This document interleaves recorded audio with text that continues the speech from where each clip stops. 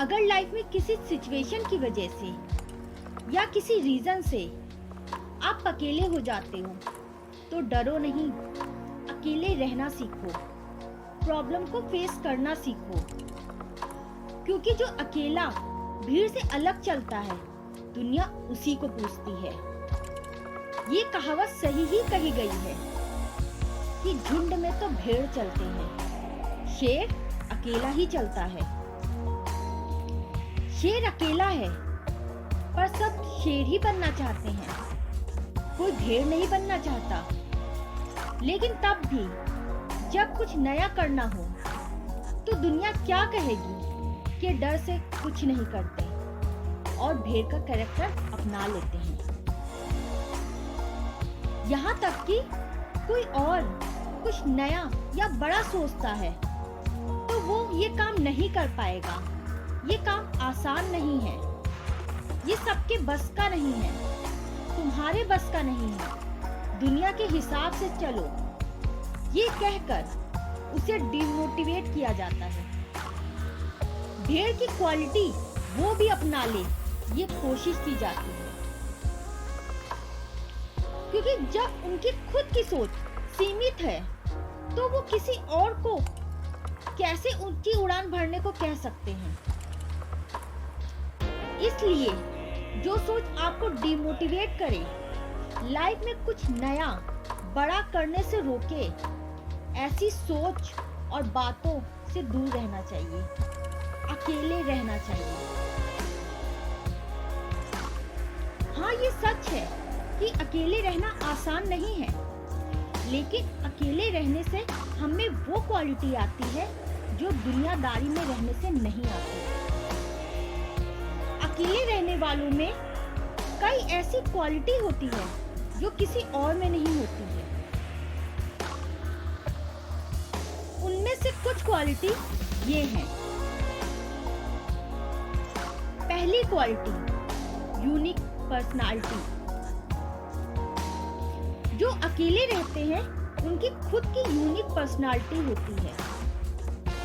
वो दूसरे लोगों के कैरेक्टर से इफेक्टेड नहीं होते हैं। उनकी खुद की एक सोच होती है, उनके खुद के लाइफ के सेट ऑफ रूल्स होते हैं, जिससे वो बिना किसी से प्रभावित हुए जिंदगी अपने हिसाब से जीते हैं। वही जो लोग दुनियादारी से ज्यादा मतलब रखते हैं, उनकी पर्सनालिटी दूसरों लोगों के कैरेक्टर से प्रभावित होती है, जिससे वो उनकी खुद की रियल क्वालिटी, खुद की यूनिकनेस को खो देते हैं। आपने ये तो सुना होगा कि हर में कोई ना कोई खास क्वालिटी होती है, पर ये हमें तब पता चलता है जब हम खुद के साथ टाइम बिताएं, अपने आप को जाने पहचाने कि हम क्या हैं, कैसे हैं और हम क्या चाहते हैं। अकेले रहने वालों की दूसरी क्वालिटी होती है पॉजिटिव एटीट्यूड। जब लोगों के बीच में रहते हैं, दुनियादारी से ज्यादा मतलब रखते हैं, तो एक कंपैरिजन होता है जहां हम खुद को दूसरों से कंपेयर करने लगते हैं और दूसरे हमसे कंपेयर करने लगते हैं। और बहुत बार ऐसा होता है कि हमारे अंदर एक निगेटिव फीलिंग आने लगती है। हम अफसोस करने लगते हैं कि मेरे पास ये क्वालिटी नहीं है, मेरे पास ये चीज नहीं है, यहाँ तक कि मेरे पास दूसरों जैसी हिम्मत नहीं है कुछ करने की, मेरे पास काबिलियत नहीं है, जो कि हमें बहुत बार डिमोटिवेट कर देती है और हम हार मान लेते हैं। जबकि अकेले रहने वाले इन सब बातों से दूर रहते हैं।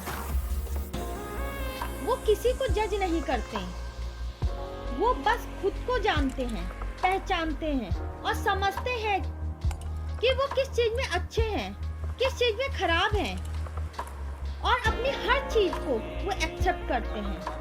क्योंकि यहाँ उनको किसी और को दिखाना नहीं होता, खुद को दूसरों के सामने शो ऑफ नहीं करना होता। यहाँ कोई फिक्र नहीं होती, कोई चिंता नहीं होती, कि लोग क्या कहेंगे। यहाँ उनकी खुद की एक सोच होती है। उसके साथ ही वो ये समझ पाते हैं कि उनमें क्या खास क्वालिटी है, उन्हें लाइफ में क्या करके खुशी मिलेगी, जो कि उनके अंदर एक पॉजिटिव एटीट्यूड लाता है। नेक्स्ट क्वालिटी है क्रिएटिव माइंड। अकेले रहने वाले लोग ज्यादा क्रिएटिव माइंड के होते हैं। उनके पास ज्यादा आइडियाज होते हैं। वो वहां तक सोच लेते हैं जहां तक कोई जल्दी नहीं सोच पाता, क्योंकि अकेले रहने वाले लोगों के पास खुद के माइंड के लिए सोचने का टाइम होता है। वहां कोई डिस्टरबेंस नहीं होती, उन्हें कोई इंटरप्ट नहीं करता, इसलिए वो ज्यादा क्रिएटिव सोच पाते हैं। ये बात नेट पर भी आपको रिसर्च में मिल जाएगी। नेक्स्ट और इम्पोर्टेंट क्वालिटी है सेल्फ डिपेंडेंट। अकेले रहने वाले सेल्फ डिपेंडेंट होते हैं। वो किसी भी काम के लिए दूसरों पे डिपेंडेंट नहीं होते। वो अपनी जरूरतों को अकेला ही पूरा करने की कोशिश करते हैं, क्योंकि उन्हें दूसरों से हेल्प लेना या किसी का एहसान लेना बिल्कुल अच्छा नहीं लगता। ये क्वालिटी उनको स्वार्थी लोगों से बचाता है, दूसरों के एहसानों से बचाता है और खुद में एक कॉन्फिडेंस पैदा करता है। नेक्स्ट क्वालिटी है मेंटली एंड इमोशनली स्ट्रॉन्ग। अकेले रहने वाले लोग मेंटली और इमोशनली ज्यादा स्ट्रॉन्ग होते हैं, क्योंकि उन्हें पता होता है कि अगर कोई प्रॉब्लम आएगी तो वो अकेले हैं और उन्हें अकेले ही सारी प्रॉब्लम को फेस करना है, उससे बाहर निकलना है। कोई और दूसरा उनकी हेल्प नहीं करेगा। और जब वो प्रॉब्लम को फेस करते हैं तो उनके अंदर एक कॉन्फिडेंस आता है कि वो लाइफ की सारी प्रॉब्लम से लड़ सकते हैं, जीत सकते हैं, जो उनको मेंटली और इमोशनली स्ट्रॉन्ग बनाता है।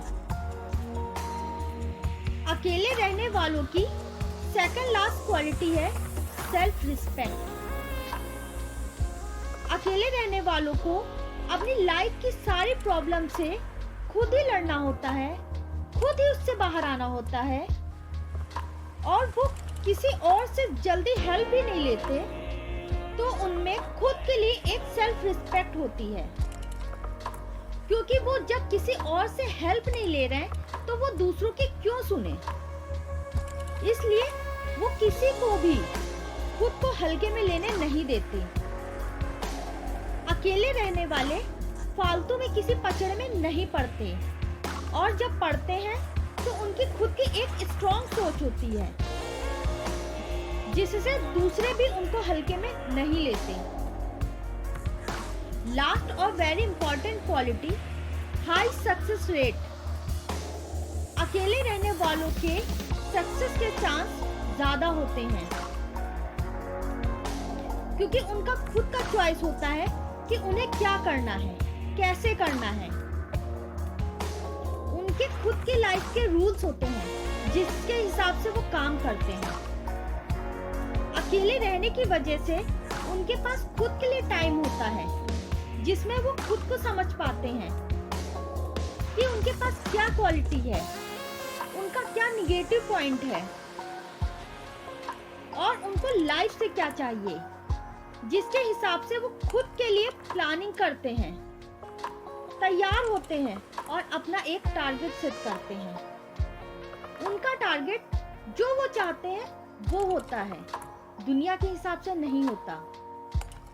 मतलब वो दुनिया को दिखाने के हिसाब से लाइफ में टारगेट सेट नहीं करते जिसमें उनको इंटरेस्ट भी ना हो, क्योंकि जब लोग अपने इंटरेस्ट के हिसाब से गोल नहीं सेट करेंगे तो वो अपने गोल के लिए 100% नहीं दे पाएंगे, जिससे उनके सफलता मिलने के चांस बहुत कम हो जाते हैं। अकेले रहने वाला इंसान बिना किसी व्यक्ति से प्रभावित हुए अपना टारगेट सेट करता है, जो वो चाहता है जो वो करने की हिम्मत रखता है और फिर वो अपने टारगेट पर, अपने गोल पर पूरा फोकस करता है।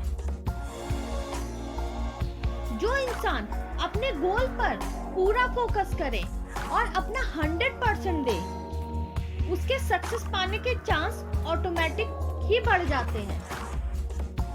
इसलिए अगर आप किसी सिचुएशन की वजह से या रीजन से अकेले हो जाते हो तो डरो नहीं, हारो नहीं, हिम्मत करो, प्रॉब्लम को फेस करो, सक्सेस जरूर मिलेगी।